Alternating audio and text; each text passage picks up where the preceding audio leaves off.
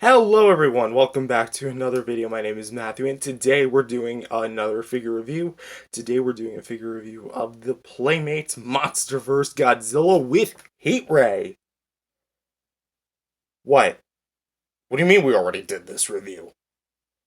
Oh, as it would turn out, years ago, Playmates released a figure also titled Godzilla with Heat Ray from the Monsterverse, and it was for Godzilla vs. Kong, not Godzilla Kong the New Empire.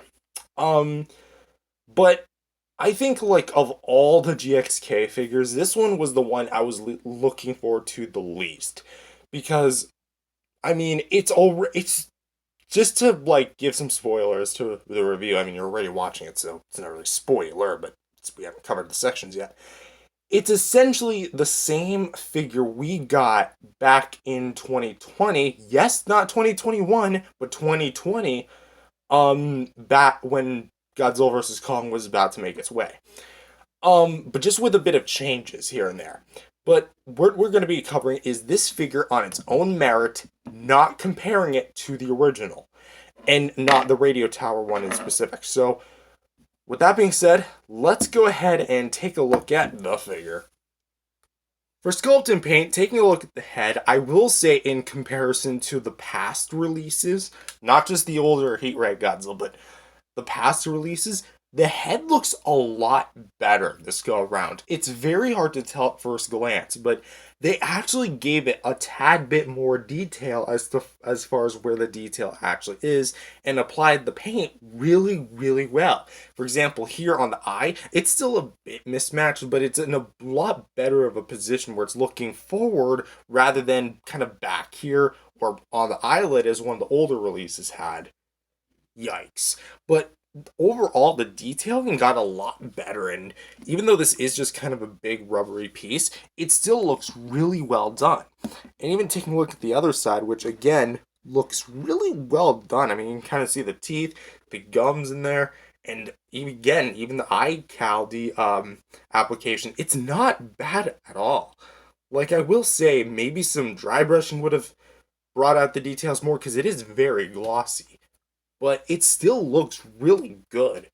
And even when you just rub your finger down it, you can still feel all the intricate little details. Looking inside the mouth, you can actually see that there is somewhat of a sculpt for a tongue. It's very hard to see, but you can kind of see a little bulge in the pink paint where the gums are, and that's supposed to be the tongue. And the teeth are painted a lot better as far as like application itself goes. However, I will say it's still a bit of a problem when they're painted more on the inside of the mouth rather than the outside. So it is a bit off as far as like the application. It's maybe not the application itself. Maybe this is how it's supposed to look. Because if you did it too far off to one side, then this part of the teeth would show, that part wouldn't. However, the eyes, again, this is proof that Playmates can do eyes, at least. They still look goofy, yes, a little mismatched, but it's a lot better.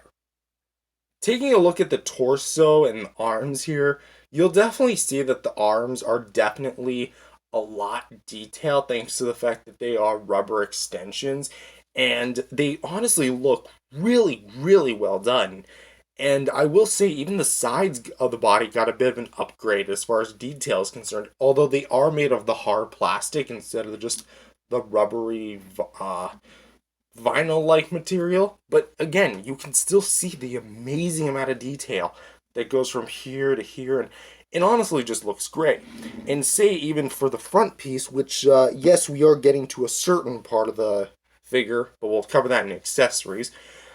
But as you can definitely see, the fingernails are in fact painted, so I like how they kept this one around. I will say again, but it is kind of a bummer that this one does not have the dry brushing that you found on the original. I know I said I would judge it on its own merit, but being almost a retooling of it, it's kind of a disappointing factor where that's the only thing they didn't keep as far as like the application itself goes. They improved on almost everything else, but they didn't keep the dry brushing, which I think is kind of a missed opportunity, especially because it's the same price as the original was. But for what is here, it's definitely really well detailed, and even like the chest is actually a lot more detailed than the original one was. because at this point I might as well just start comparing it to the original, but who cares? You can actually kind of see, again, material difference with the you-know-what piece, but it still looks really well done. Really well, like, defined detail that I would not expect on a Playmates figure. Next, let's move on to the legs. And I will say that the legs are in a very interesting stance. But as far as like the overall detail goes, again, gotta hand it to Playmates. They really amped up the detail here.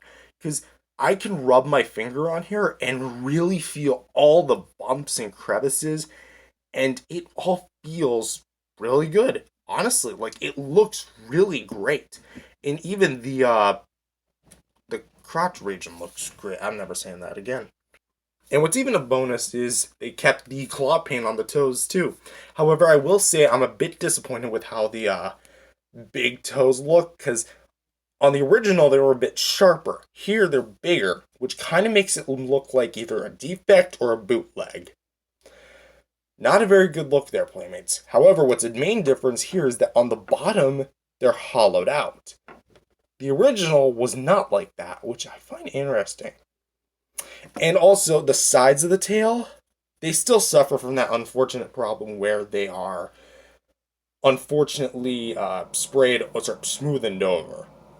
Next, we're going to take a look at the spines, which, again, I will say that the sculpting is really good. I love how accurate, as far as like the shape is concerned, it is to the movie. And honestly, I would really love to see some like high definition version of these spines. I guess Haya does that.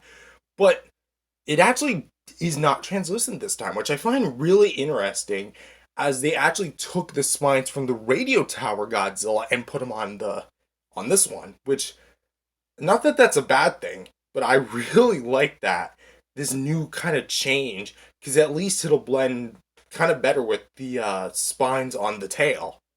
Speaking of which, the spines on the tail. And can I just say, of all the things that are on this figure, the tail got the biggest upgrade. Because look at that detail work. Like, I'm actually serious. This looks like a completely different brand. Like, I cannot stress how well we go from this to smoothened out plastic like that. Like, this looks phenomenal. And I will say again, the spray looks really nice up until they stop right here. But at the very least, it's closer towards the tip. I kind of wish they'd just go full tip, all the way from the tip to the base of the head, where they didn't even bother painting the back of the head, but it still looks fine. But this tail, it's in a different position than it was last time, being like kind of on the ground and then swooping up and then kind of curling in almost like an S. This looks this looks great, honestly. And I kind of wish almost that the entire figure was casted in kind of rubber vinyl and it had the detail work of the tail, because of how like immaculate it looks. It seriously looks that good. And also the spray itself just looks great. So overall, the sculpting paint may not be the most strongest attribute of this figure, but for what it is, it's honestly really good. Judging it on its own merit, it is fantastic and even improves some things on the original. That being said, some drawbacks are not that much dry brushing and smoothened out tail, which I would have liked to see. But other than that, I would say that it is a really good one.